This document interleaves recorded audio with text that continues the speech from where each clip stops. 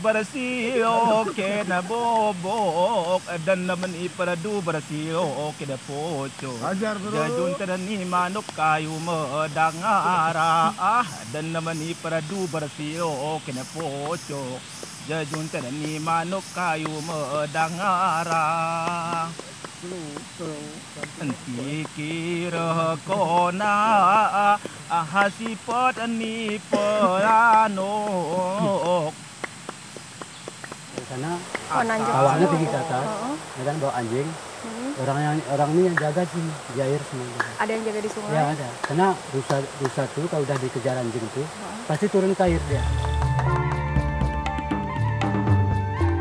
Disinilah dulu Pak Samin pernah berburu.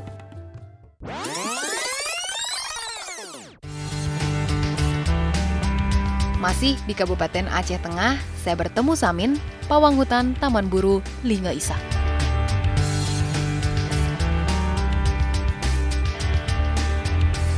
Kali ini bukan untuk berburu, tapi berkelana di kawasan konservasi seluas 80.000 hektar ini.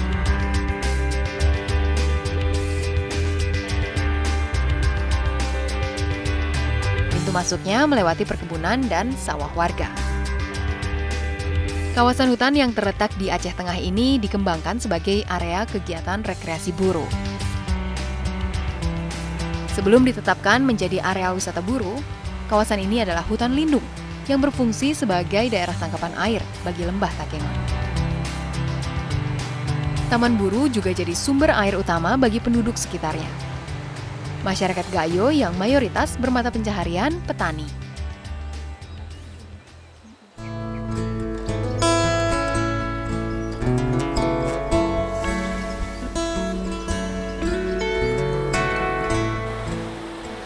Irigasi manual ini dibangun secara swadaya oleh warga agar air bisa mengalir, mengairi sawah, ladang, dan kebun warga yang di bawah sana. Ini menunjukkan begitu tergantungnya warga terhadap alam, karena itu menjadi penting untuk menjaga kondisi di dalam Taman Buru. Misalnya pepohonan di atas sana tumbuh sempurna, maka kondisi tanah akan terjaga dan air akan terus mengalir menjadi sumber kehidupan bagi warga.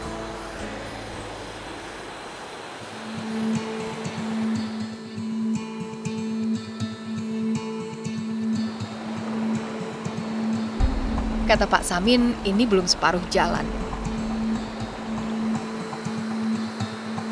Tapi saya sudah terkesima dengan pemandangan yang saya lewati sepanjang perjalanan menuju Taman Buru.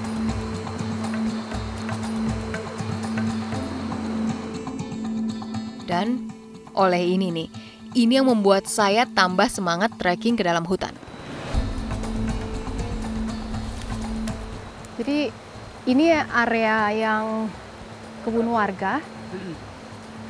Area kebun warga, jadi dia banyak pohon buah ya di sekitar Pak ya, ada musim buah ya. Iya. Jadi ini area kebun warga, pohon di sini sekitar sini durian, tapi sayang lagi nggak musim. Karena itu di pohon buah banyak ditemukan sarang orang utan, jadi mereka biasanya bersarang di pohon pakan mereka. Sarang orang utan yang kami temukan sudah kering, kemungkinan besar sudah ditinggal oleh si kera merah. Tapi ini jadi tanda, bisa jadi mereka ada di dalam. Ingin rasanya mempercepat langkah saya. Tapi medan trekking mulai berganti, menjadi lebih sulit.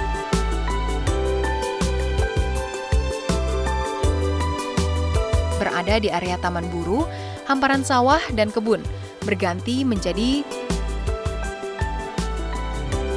hutan pinus, padang rumput, dan belukar. Topografi Taman Buru Linge Isak berbukit-bukit dengan ketinggian 450 hingga 2.830 meter di atas permukaan laut. Banyak kekayaan alam Indonesia yang belum mendapat perhatian.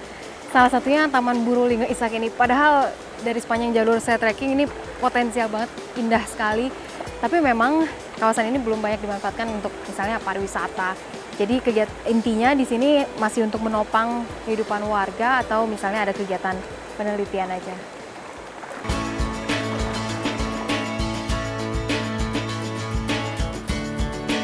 Karena itu, sebelum tiba di Lingga Isak, di Jakarta, saya bertemu dengan mereka yang mulai mengurus hutan buru.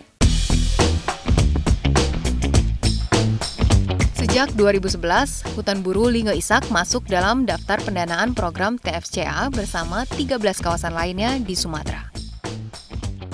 Jadi TFC itu sudah kita perhitungkan betul pada waktu sebelum diadakannya.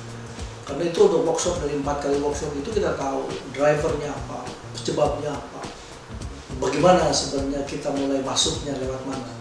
Mau lewat masyarakat, kita mau lewat dengan pemerintah, atau lewat apa. Kita putuskan pada waktu itu lewat masyarakat.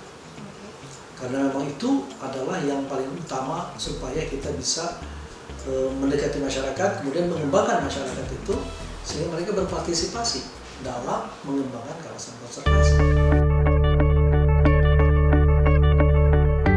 Warga-warga di desa inilah yang sedang disiapkan agar mampu mandiri menjaga hutan. Tapi sebelum saya mengunjungi satu persatu desa, saya ingin memperlihatkan kondisi di Taman Buru.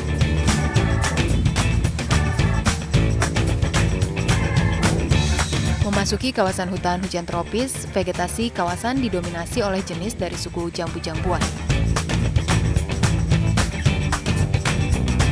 Beberapa bagian lantai hutan ditutupi humus tebal.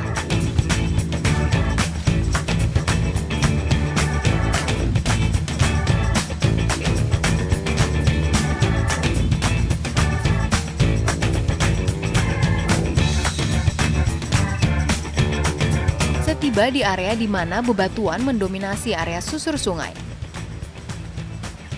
Saya harus lebih berhati-hati saat memanjat bebatuan.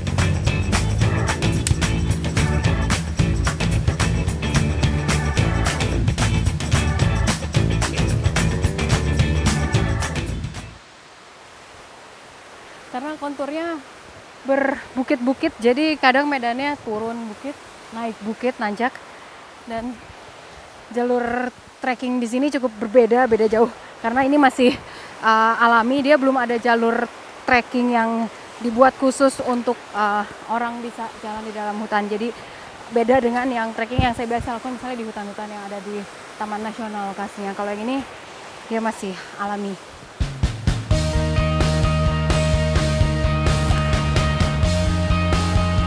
Dari hasil survei, ditemukan potensi spesies fauna di Taman Buru. Pak Samin memberitahu saya bahwa rute trekking ini adalah juga lokasi para satwa makan, minum, kawin, dan berlindung. Kalau sekumpulan rusa biasa minum air di sini, berarti saya juga bisa melepas haus di sini.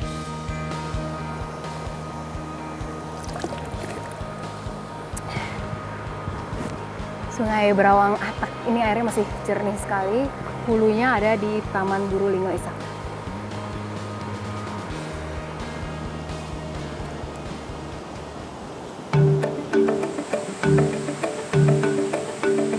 Akhirnya kami tiba di lokasi camping dan titik pengamatan satwa.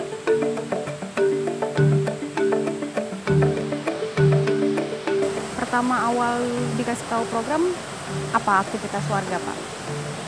Sebelum itu? Ya, pertama dikasih tahu nih ada program mau masukkan PTKL kan, sama TFCA, itu warga ngapain? Survei. Terus? Survei binatang hutan kan itu, burung apa? Apakah ada semua masih burung? Kan itu. Jejak-jejak harimau, rusa, kijang, kambing hutan. Gitu. Selain satwa buru, Pak Samin yakin betul area hutan ini dipenuhi satwa liar. Benar saja, di balik pepohonan yang bergoyang, ada satu sosok yang kami cari-cari sepanjang trekking. Orangutan betina ini tampaknya sedang hamil. Lihat, pergerakannya pindah dari satu pohon ke pohon lainnya juga agak lambat. Di alam liar mereka memang sangat sensitif. Mereka cenderung bergerak menjauh jika melihat manusia. Semoga keberadaan orangutan bisa memunculkan kesadaran untuk menjaga hutan.